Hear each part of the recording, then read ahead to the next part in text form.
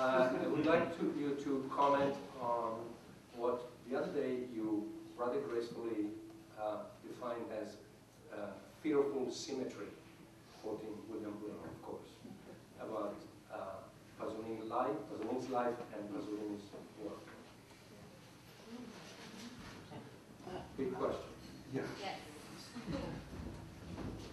Well, it began immediately, and I'll tell you what I mean by it. The week of Pasolini's murder, there was a full-page story about it in Newsweek. And I think, if, we're talking about something from November 1975, and you'll forgive me if my memory is verbatim, but I think the headline was, "Life Imitates Art." Right there. There was no hesitation. The argument was, a man who makes a film like Salo must be a violent man. And a man who makes a film like Salo must die, and must die violently. Done. Got that taken care of. But, closed case. And it's it's very, very, very tempting. I mean, one understands it. There's an exquisite symmetry in his life and work, and you read what he wrote in 73, 74, 75, on the front page of Italy's most important daily newspaper, the Corriere della Sera, not buried back in the op-ed pages, but on the front page, upper left-hand column. When you read those, which have been collected in a book, all right, he represents such darkness that you think you're hearing a voice from a grave. He's a homosexual who's against abortion. I beg your pardon? Excuse me? Why is he against abortion? Because he remembers life inside his mother's womb before he was born. He wrote that. And then he says, and you can't, it's not permissible for a communist homosexual to use the S word. He goes on to say, and when the dust settles, folks, the reason that abortion should not be allowed is because life is sacred. He uses the S word, sacred, the word that belongs to the church. No, this is not a manageable band. Then he writes, in the same period, that the public schools should be abolished. No more public education. Then he writes that the left and the right have become the same, and that a transformation, which he called, not my word, anthropological, had taken place between 1961, the year of Acatone, and 1975, the year of Salo, in which transformation, the Italians have been ruined by what?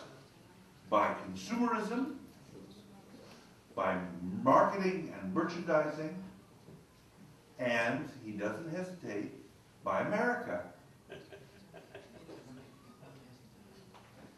And these Italians, whom he had loved, have become monstrous, and he no longer wants to hear them or see them or be around them. And he describes it as a cessation of love.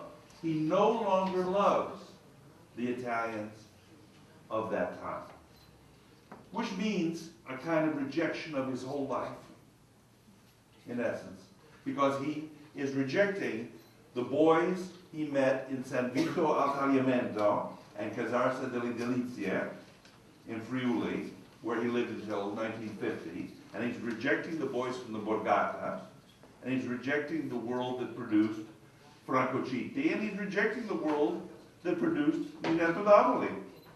In fact, Ninetto was a child of the Roman underclass, right? So this is what he's writing. And then he makes a movie that's that is almost impossible to watch. I find it, you know. So the life imitates art argument came along. The problem is facts, those annoying little things. And the fact is that he was at work on the script. He had, in the 60s, he'd written it, but he had returned in 74 and 75 to the notes and the script for a film about St. Paul. And the film about St. Paul was going to be set in modern times. For Rome, there was going to be the capital of all power and imperialism. And he said this, that would make it New York. And Athens would be Paris. And Germany would be in it, and Geneva. And people in modern dress, contemporary clothing, would interact with St. Paul and talk to him in normal language, and he would only answer the words from the Bible. As in Gospel according to Matthew. In Vangelo secondo Matteo, there's no script other than the Vangelo secondo Matteo. Not a word. Okay? He was going to do that again. The epistles to the Romans, the epistles to the Corinthians, the language of Paul. By the way, Paul fascinated him because, I mean, who could be more difficult in the history of Christianity than Paul? You know, this is the Jew who fell in the road on the way to Damascus. This is the scourge of the Gentiles and the Jews. And he was working on that. He was also completing a big novel called Petroleum, Oil,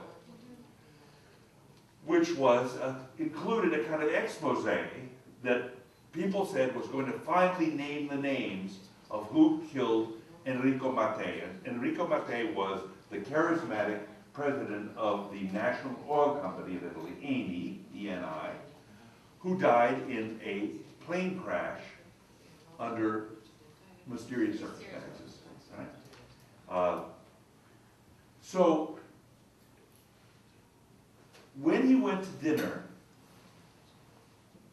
in a restaurant called the Pomodoro in Piazza dei Saniti, in a district called San Lorenzo, he met there for dinner with Ninetto, his wife Patrizia, their son Pierpaolo, their son Guidalberto, who's named for Pierpaolo's brother, and they didn't talk business. I asked Ninetto this, and he said, we didn't talk about movies, we didn't talk about work. You know, after that many years, they didn't constantly talk about work. They talked normally as very good friends. But it was understood that we'll meet up in a few days. We'll get together and talk about what we're going to do next and what's what. It is my understanding, and how fortunate to have Ninetto here, who was the only one at this table who was there. It's my understanding that Pasolini intended Ninetto to have a role in San Paolo. If he didn't, it's for Ninetto to tell him, because there's no one else to tell him. Have I said anything? It was intended that he should have a role. It was, yeah. So this man, to conclude, was not planning to die. Okay? Yes. You know, this was a man who at 53, you know, was in the physical shape of somebody 33, and mentally firing on all pistons. Italo Calvino, who resented Pasolini a lot, wrote that if he had tried to sit down with Pasolini and say, wait a minute, what are you abolishing all the schools? I mean, you can't do that. You don't really mean that, do you? This kind of discussion. Calvino said to slow him down and focus with him and discuss these things would be as if one tried to hail down the driver of a Ferrari going at full speed around a racetrack. I'm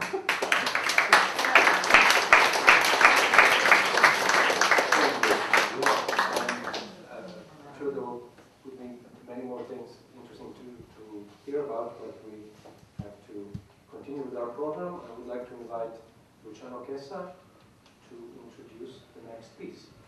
Senti, scusa, posso dire una cosa? No, certamente.